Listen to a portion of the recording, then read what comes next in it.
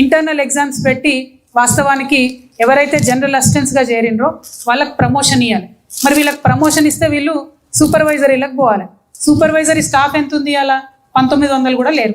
వాస్తవానికి ఎంత ఉండాలి సూపర్వైజరీ స్టాఫ్ అంటే? హోల్ ప్రొడక్షన్కి ప్రపోర్షనేట్గా సూపర్వైజరీ స్టాఫ్ ఉండాలి.